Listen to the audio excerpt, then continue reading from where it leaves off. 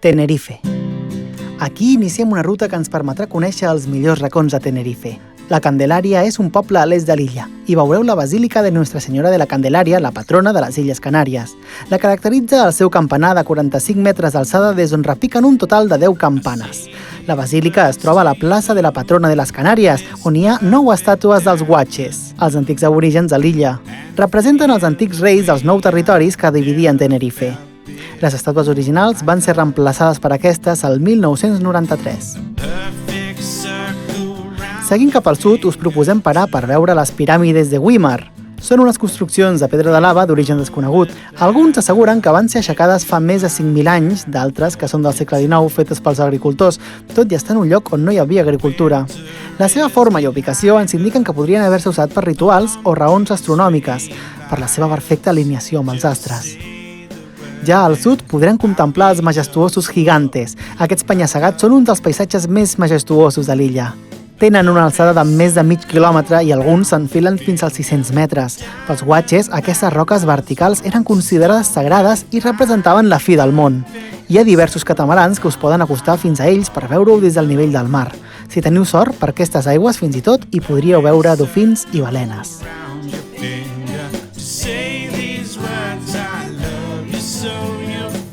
També, una altra de les vistes d'aquests gigantes és des de la Punta de Teno, un petit bec de roca volcànica que hi haureu d'accedir a través d'un bus o guagua, la 355, des del poble de Buenavista del Norte. Fa poc que s'ha prohibit circular amb vehicles privats per aquest parc rural. L'entrada és gratuïta i el bus costa €1 cada trajecte. Realment, des d'aquí podreu gaudir d'un paisatge únic. A la Punta de Teno hi ha un antic far dels anys 70 de formigó armat i els típics colors característics blanc i vermell. Ocupa el lloc on antigament hi havia un altre far de 1893. Apropeu-vos fins a Garachico i podreu contemplar la vista de les piscines naturals d'El Calentón, on l'Atlàntic enrabiat xoca contra les roques de lava. Si fa bon temps, us hi podríeu banyar. Si teniu gana, a Garachico hi ha diversos restaurants amb plats típics de les illes amb molt bon preu. També observareu el roc que hi ha enmig de l'aigua, símbol de l'erupció volcànica que va destruir el port del poble, que va ser el més important de l'illa el 1706. És moment d'anar illa endins, on el paisatge sembla sortir d'una pel·lícula de western o una de ciència-ficció a la Lluna. Ens trobem a la zona volcanosa del Teide, el pic més alt de l'illa. Però abans de pujar fins a la seva cima, atureu-vos per veure los Roques de García. Són unes formacions rocoses que la natura ens ha regalat gràcies a l'erosió i que ara podem veure amb aquestes formes curioses. Antigament eren la imatge del dors dels bitllets de 1.000 pessetes. Després d'aquest primer contacte amb el volcà, podreu arribar-vos fins a la cota 2356, on hi ha l'estació base del telefèric del Teide. És la manera més segura i ràpida de fer camí fins al cim del volcà. Gràcies a aquest mitjà de transport i en només 8 minuts podreu escalar fins als 3.555 metres d'alçada on es troba l'estació superior. Allà teniu l'opció de fer diverses rutes fins al punt més alt, als 3.718 metres, que la converteixen en la muntanya més alta d'Espanya i des d'on la vista és simplement espectacular. Deixeu-vos endur per aquest silenci tan especial que hi ha a aquesta alçada. And somehow you've lost the kingdom to Rochester.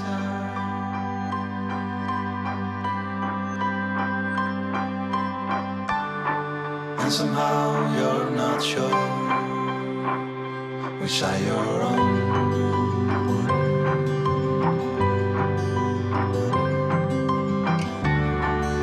You've been there before for a different sin.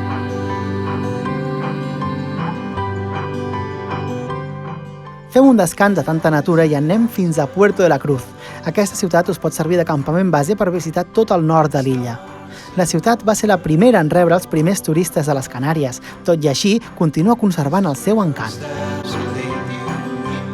Camineu pel seu mariner passeig marítim, que us fa de balcó sobre l'Atlàntic, i perdeu-vos pel seu nucli antic.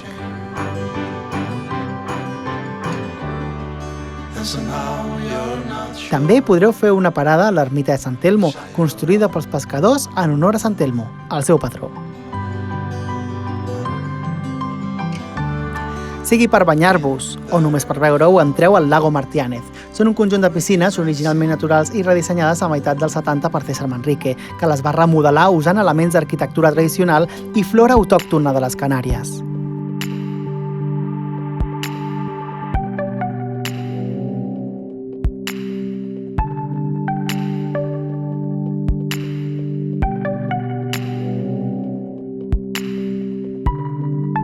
A només 20 minuts a Puerto de la Cruz hi ha Icot de los Vinos.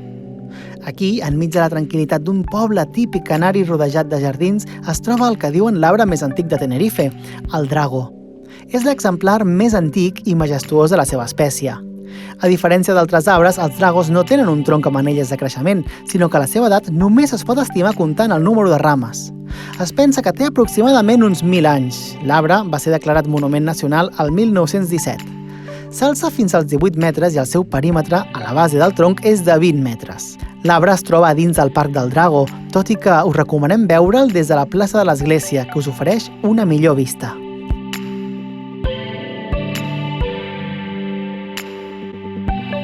Al costat del Drago Milenario hi ha el Mariposario del Drago, on us podreu passejar entre més de 800 papallones, totes tropicals, que volen en llibertat. En el jardí tropical, amb humitat i temperatura controlada, podreu contemplar la vida d'aquests insectes des que són cucs fins a la seva etapa de papallona. Si teniu sort, podeu observar com liben una flor o el naixement d'una papallona.